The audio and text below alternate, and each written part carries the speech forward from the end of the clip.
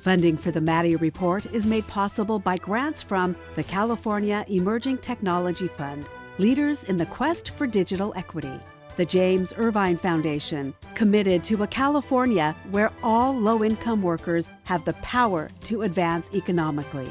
Fresno State Associated Students, Inc., students serving students. BNSF Railway, moving our economy for 160 years. And The Wonderful Company. The Maddy Report is also made possible thanks to contributions from Harris Ranch Inn and Restaurant and E&J Gallo Winery. From the Maddy Institute, the Public Policy Institute for the Valley's 4 public universities, this is the Maddy Report with Executive Director of the Maddy Institute, Mark Kepler. Welcome. Early on in the COVID pandemic, nursing homes not only became the focus of the outbreak, but the focus of the battle between general public health and the rights of individual residents, their families, and caregivers.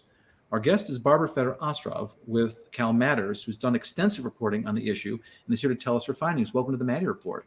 Thank you. Thank you for having me. So thanks for being here. So first of all, it might be helpful to get some background information on what we're talking about. What data do you have on nursing homes, assisted living centers, things of that nature?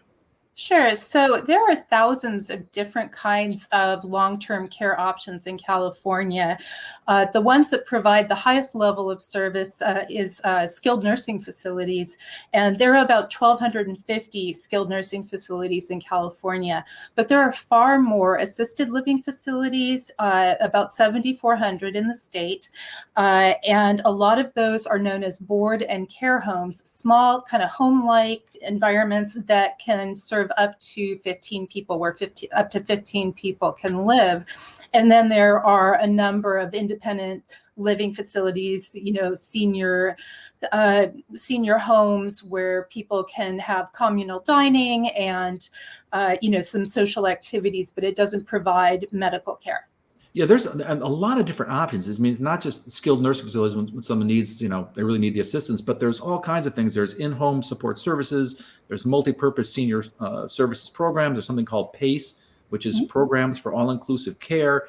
Lots of different options for seniors. A lot of seniors aren't even aware of those, frankly. But from what I've been reading, it seems like both seniors and government agencies agree that the goal is to allow seniors to kind of age in place if possible. Sure. So the state has all these different programs, and I was mentioning a few of those. What do you know about the multi-purpose senior services program? Who does it serve? Sure. So this is a program that is funded by Medi-Cal as an alternative to placing seniors or disabled people in nursing homes. It offers meals, transportations, maybe chore services, home repairs, and other help to help keep seniors living safely in their homes. And it serves mostly low-income seniors who are eligible for Medi-Cal, and the program serves up to 11,000 people right about now. Yeah, and it's interesting that one thing we were talking before we started taping the show about the fact that my mom was living in an assisted living facility and how expensive those facilities are. I mean, you're seeing numbers 10,000, 15,000, as high as like in our situation, 18,000 a month for all the additional services that they provide. And some of these other options are less expensive and maybe even better alternatives because folks can then age in place. Another alternative to nursing homes for California seniors, something called community-based adult services. What can you tell us about that program? Sure. This program also serves mostly low-income seniors and disabled people. So it offers primarily adult daycare programs that seniors can go to, be dropped off at for a full day of, meals, physical and occupational therapy, activities, some personal care. This program serves about 36,000 people, and there are about 260 adult day health centers across the state. There were concerns earlier last year that California's kind of grim pandemic budget would cut a lot of these services, but because we have a surplus, many of those proposed cuts have been restored. So people are pretty happy about that. Yeah. Not only happy, but it's going to probably save money because these are pretty cost-effective programs, and it also hits a segment of population, frankly, that votes. Absolutely. And so, I'm sure politicians are aware of that. But you've reported that there have been some of these state adult health programs have drawn some scrutiny from the federal government. What was that all about? Well, some of these programs can be rather small and privately run. An Inspector General's report had found that the state hadn't been quite monitoring some adult day health centers to the extent that they needed to be. It found problems with cleanliness, medicine storage, and record keeping. And the response of the state that it would step up inspections, although that's really been a challenge during the pandemic. Yeah. Well, up next, we're going to talk about nursing homes a little more, but because sometimes that's the only option for folks. But some wonder about the restrictions that were placed on nursing homes as a result of the COVID pandemic may have done more harm than good. What were the benefits? What were the costs? That conversation in a moment. This is the Maddy Report.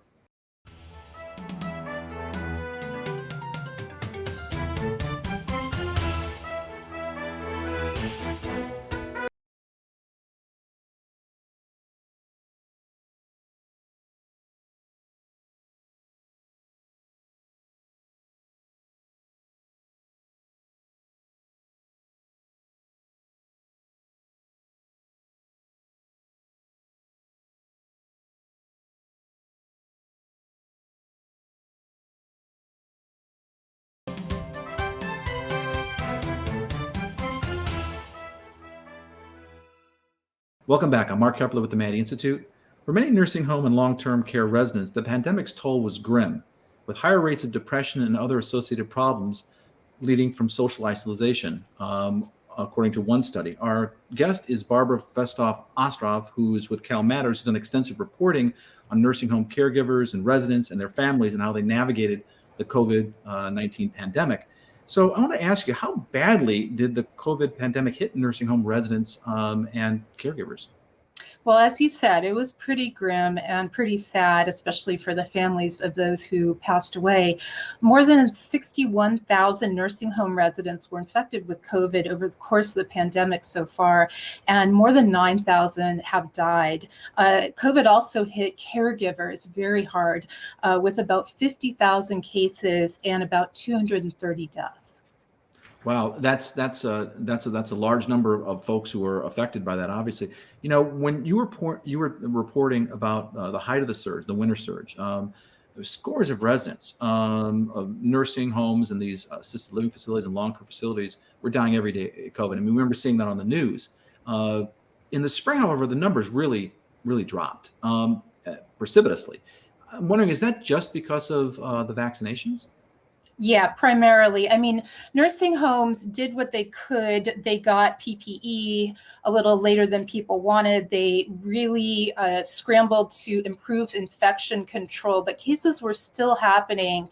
And it became just really a race against time to vaccinate as many people as possible. And then you saw cases just go off a cliff, which was really, really welcome news for people in long-term care settings and their families.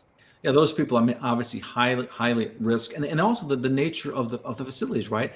They're all eating together. That just seems like just a natural place for something like a virus to spread, and particularly you have a population that's particularly sensitive to those kinds of things and going to be adversely affected.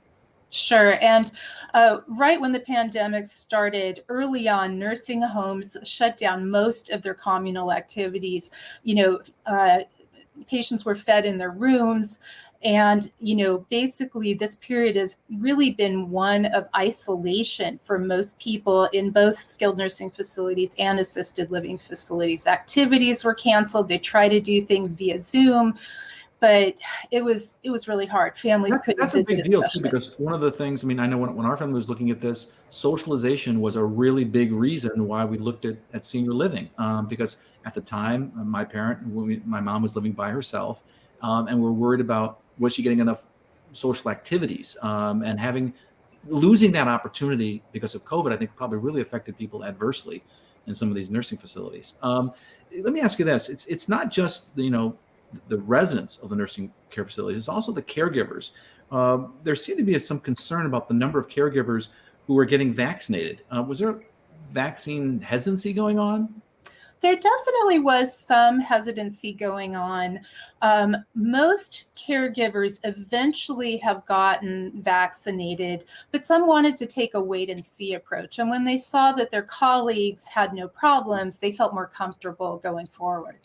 Yeah, I think probably true of a lot of people in that situation. But I wanted to ask you this: you've reported on the situation. How would you assess the state's response to the COVID pandemic as it's impacted nursing homes? Well, there have been criticisms of the state's response early on, but everybody was scrambling to improve infection control, get nursing homes the supplies and PPE, the personal protective equipment such as masks and gowns that they truly needed, especially in the skilled nursing facilities where you're doing hands-on, pretty intensive medical care.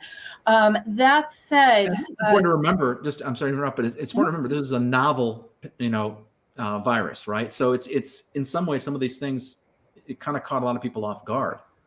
It did, but it shouldn't have. I mean, nursing homes are supposed to have infection control procedures in place, especially to deal with the kinds of infections that can go around in any kind of communal living situations, such as norovirus, which you see on crowded cruise ships, and staph infections, and other types of infections, gastroenteritis that can travel from person to person. Fair points. And let me ask you this last question. We only got about 30 seconds left. I want to ask you this. Do you think the state's learned anything from this? Are they going to be ready for the next pandemic? Yes and no. I think from the state regulatory agencies, yes, they know a bit better what to do. Will they have the staff to help do it? That's an open question. And even more importantly, experts say that nursing homes will not be ready for the next pandemic unless they significantly beef up their staffing. There just weren't enough people to take care of the seniors, especially when so many staff members were affected by COVID themselves. I want to thank our guest, Barbara Feder-Ostrov with CalMatters, for joining us. Up next, with all the situations happening at nursing homes, some were wondering about whether state regulators were up to the task. That conversation in a moment. This is the Maddy Report.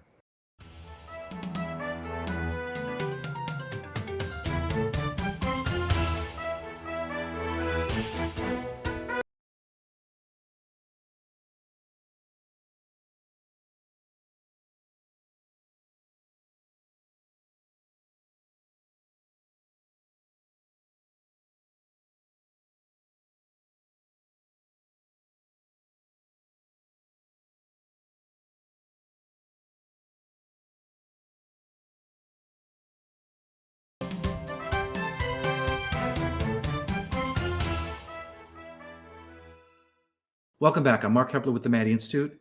California nursing homes, both residents and caregivers, suffered the brunt of the COVID-19 pandemic. It led some to wonder whether state regulators were doing enough to protect the safety of those who reside in California's nursing homes. A recent CalMatters investigation found that California licensing process for nursing homes is problematic, to say the least. The lead author in that report, Jocelyn Wiener with CalMatters, is our guest. Welcome to the Maddy Report. Thanks for having me. So first, can you briefly describe how nursing homes are regulated in California? Sure. The state has a lot of roles in overseeing nursing homes. They inspect them regularly. They issue fines and penalties if they see problems. They decide whether a new owner is qualified to run them. State rules require nursing home operators to be licensed by the California Department of Public Health, which oversees nursing homes. Having a license is important to run a nursing home for the same reason that it's important to have a license to drive a car or sell alcohol in a restaurant. You need to be able to show that you can do it safely and competently. Yeah, I wanted to ask you about that. You did a lot of reporting on this. It was really interesting to read the stuff that you've written, but you began by looking into a particular facility, Country Villa. And what did you find when you started reviewing the state public health records, the licensing correspondence, the court records, the facility financial reports? What did you find? Well, I'd say basically, it's an open secret that the process for licensing nursing homes in California is opaque and confusing and rife with delays, and there isn't real accountability. The way the law is currently structured allows people to purchase homes and then submit the paperwork for a license afterward. So that means that whoever buys the home can basically use the license that the state gave to the previous owner, and that can go on for years. So advocates say they've been flagging this issue for the department for years, and there was an audit in 2018 that called for reforms to the licensing process, but nothing has happened. And basically, so far, it seems pretty problematic, right? I mean, you're relying on the previous owner's license, and the new owner could be completely problematic, as you found in some of your reporting. I wanted to ask you about, you went and talked to the State Department of Public Health for an explanation on the various discrepancies. How did they respond? Well, what they said over email is that they're looking at these licensing decisions on a case-by-case basis, examining the owner's track record, the area of need in the state, and that sort of thing. And they also have said that they were working on a solution to some of the licensing issues and then got stalled during the pandemic.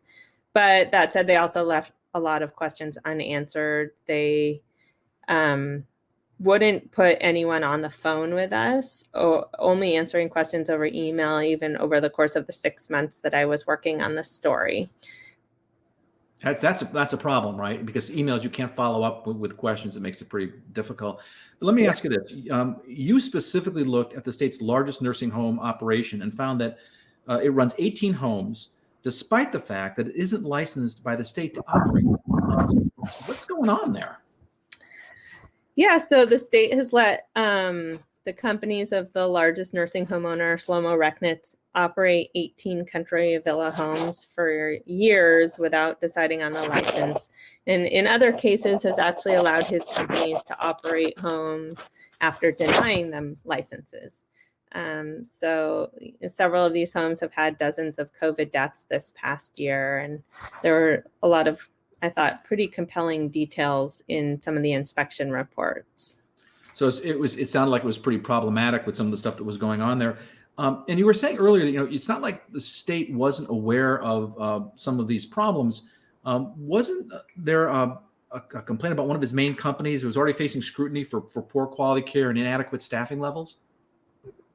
Yeah, so Rechnitz and his companies, including Brius, which is the main company, they have about 81 facilities in the state, which makes them California's largest nursing home owner.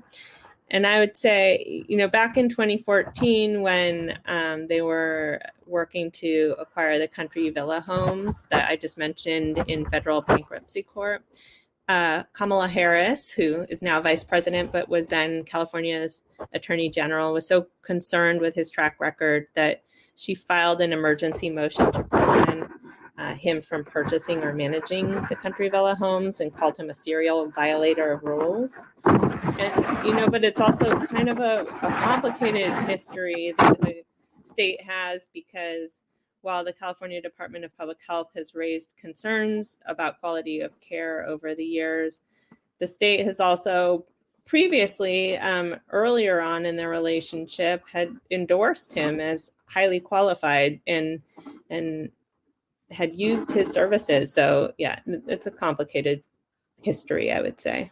Yeah, you quoted a UC San Francisco professor who studies nursing home facilities, saying the situation was, quote unquote, outrageous, and she couldn't believe that the state had allowed this to happen.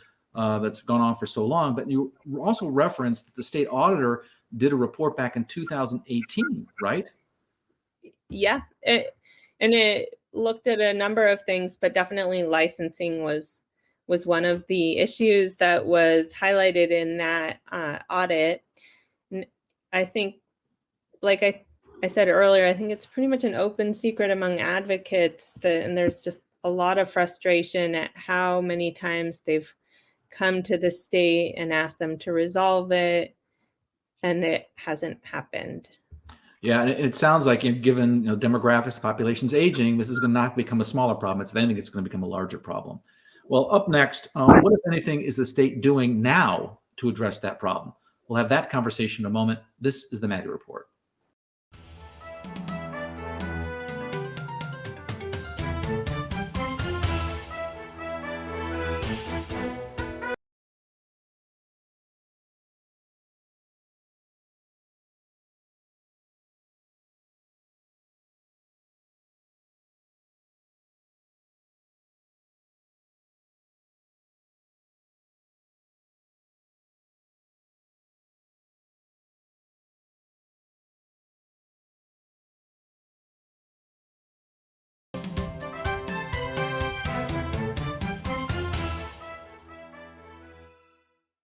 Welcome back. I'm Mark Kepler with the Maddy Institute. According to our guest, Jocelyn Wiener of CalMatters, elder care advocates and some state leaders say the licensing situation at some of the state's nursing homes, quote, raises broad accountability questions, unquote.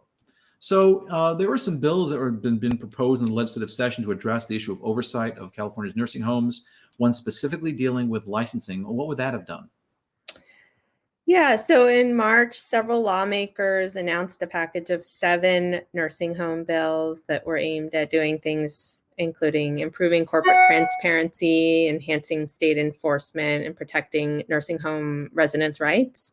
And then AB 1502, which has actually since stalled in the Assembly Health Committee and isn't going to be heard this year, would address this issue of licensing specifically by making it so that you can't acquire a nursing home before you get a license, and that you also wouldn't be able to use management agreements to circumvent state licensure requirements. Assemblymember Al-Muratsuchi had told me right now our system of government oversight is either non-existent or totally ineffective, and he really wanted to see this go through. The bill stalled and isn't going to be heard till next year. But Jim, I want to ask you though about this, just to kind of, sorry for that's okay. in here, but the state recently issued this master plan for aging, and one of the things they have in there, it specifically mentions nursing home innovation as something they should be looking at as a way to improve healthcare outcomes for the elderly. If they did do something on the licensing process, do you think that would help healthcare outcomes for the elderly? Yeah, I mean, definitely that advocates have been saying, like, who owns the facility, really translates to like, what are the staffing levels and how much money is invested into patient care and facilities. And what I was going to say is that Jim Wood, who is the chair of the Assembly Health Committee, told me that he really does want to see AB 1502 pass, and that's why he's stalling it for the next year. In order to he's going to actually put his own name on it and try to get it through.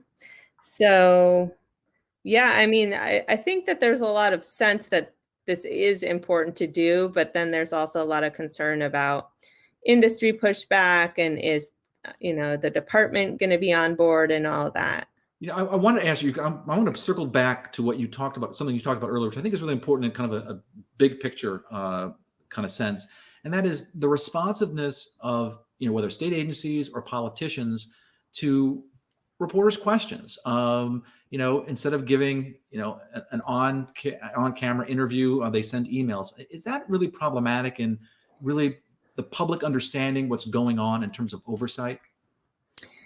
Yeah, it feels very problematic to me and my colleagues, and not just to us. I mean, it's not really, as a reporter, you can't take things personally, but it's really about being able to sort of speak up on behalf of the public and have questions answered for the public. And with a story that was as complicated as this one, to get answers back and forth over email was really challenging. So, and frankly, I don't think it's just about reporters. I think just generally there needs to be more sort of public responsiveness from the department. It's been a really hard year to be a Department of Public Health, so I totally understand that. But right. Well, we're all about openness and transparency. I want to thank our guest, Jocelyn Wiener, as well as Barbara Feder-Ostrov from CalMatters, and you for joining us.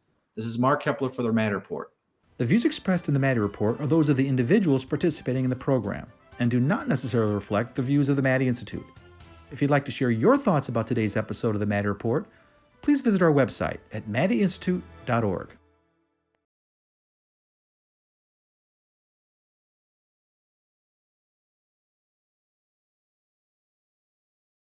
If you want to stay up to date on state and local politics, you can sign up for our free e-newsletter, the Maddy Daily, by logging on to our website at maddyinstitute.org.